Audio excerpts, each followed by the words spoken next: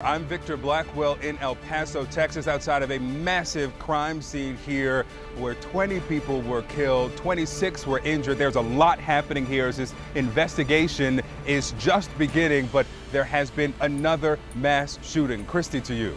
Yeah, I'm Christy Paul. Victor, thank you. We went to sleep with the news of those 20 people dead in El Paso. You are waking up now.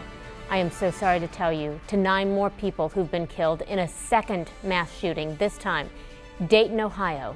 Between these two shootings, please absorb this. 29 people are dead.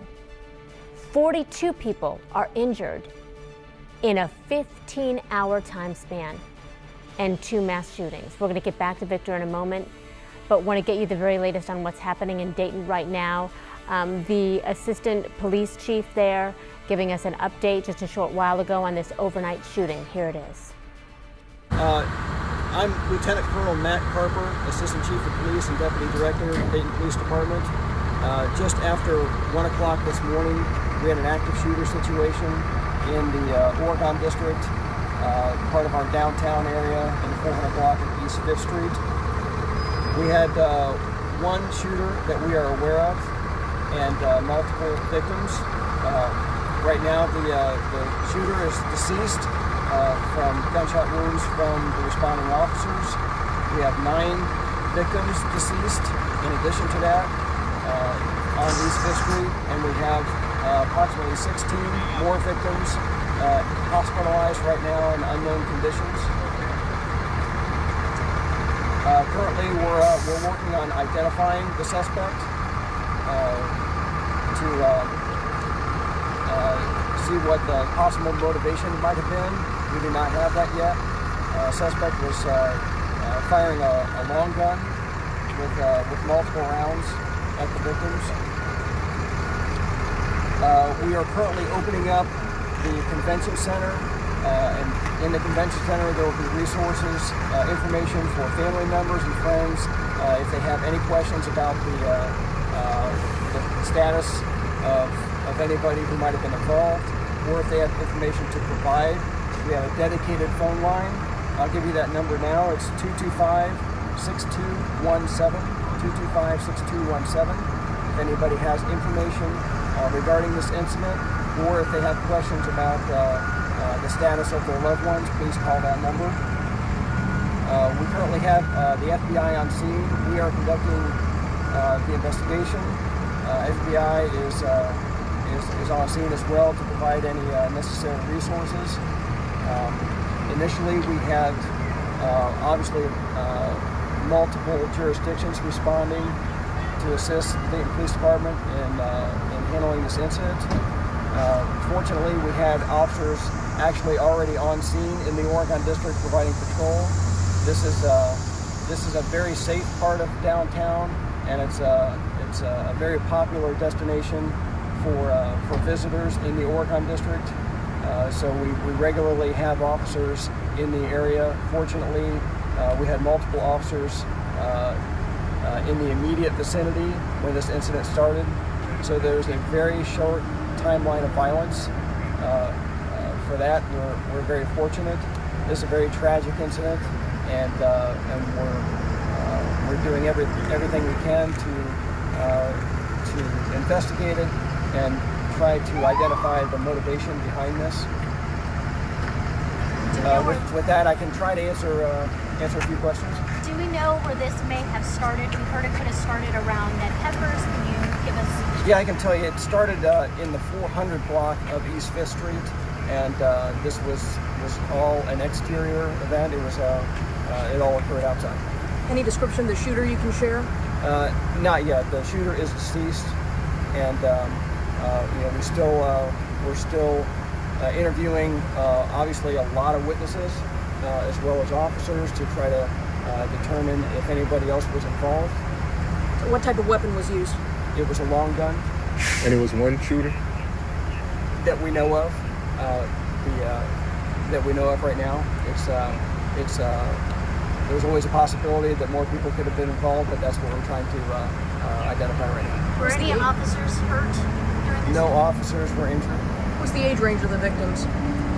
I can't tell you that right now. The coroner's office has a lot of resources on scene. Obviously, this is a very taxing event for resources for the police department, the fire department, medics, coroner's office. But we have a lot of help from other agencies and organizations. Fire had mutual aid as well, so there were 21 medic units that responded to this incident. Was it a Dayton police officer that took down the shooter? Multiple Dayton police officers. How much time elapsed between the time the shooting started and he was engaged by the officers? I will be able to get you more information. We'll have a follow-up news briefing probably tomorrow. I can't give you an exact date and time, but it'll likely be late tomorrow where we can provide additional information. I can tell you this, it's a very short timeline of violence, very short. And how long do you expect to be out on scene tonight? Throughout the whole night and morning. You said roughly 16 injured. Is that at least 16? As many as 16? Yes, 9 dead, plus the suspects, so 10 dead on East 5th Street, and 16 that we are aware of hospitalized in unknown condition right now. Jeff Likens, Dayton Fire Deputy Fire Chief. We have set up a family assistance center at the Dayton Convention Center. We'll give you a telephone number when we get that. That way family members can call to find out if their loved ones were involved and get a status of who was transported to which hospitals. Is there any remaining threat to the public? Not that we're aware of. The incident was resolved within a very short period of time, and the investigation will continue through the night, and we'll go wherever it leads us. Obviously, we're investigating the possibility of more people being involved. At this time, it looks like it might just be the one person. After the shooting happened, I guess what was the protocol? Did first responders go to several bars to make sure people were okay? I guess what did y'all do after the shooting? Yeah, the initial response was in any active shooter response, it's to respond directly to the threat itself, the immediate threat, and that was done within a very short period of time in this incident. After that, first aid was rendered to the many victims, and obviously first responders had a pretty busy evening tonight. But it was a county-wide request for assistance, so we had assistance from a lot of different jurisdictions in the area. What's your message to the community after an event like this? First is anybody with information, please give us a call at that dedicated line, or they can always call 333 COPS as well for additional information. But Dayton is a very safe area. The downtown Dayton is a very safe area. This is extremely unusual, obviously, for any community, let alone Dayton in our Oregon district. This is unheard of and very sad. It's a very tragic evening, and we have a lot of resources dedicated to take care of the victims' families, as well as identify any other people who might have been involved, or obviously the public will be very interested to know what the motivation might have been for such a horrific incident as this, and we're anxious to discover that as well. This is in an area called the Oregon District.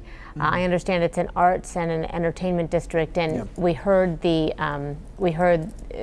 assistant police chief there say this is very safe, this downtown is very safe, that this is unheard of.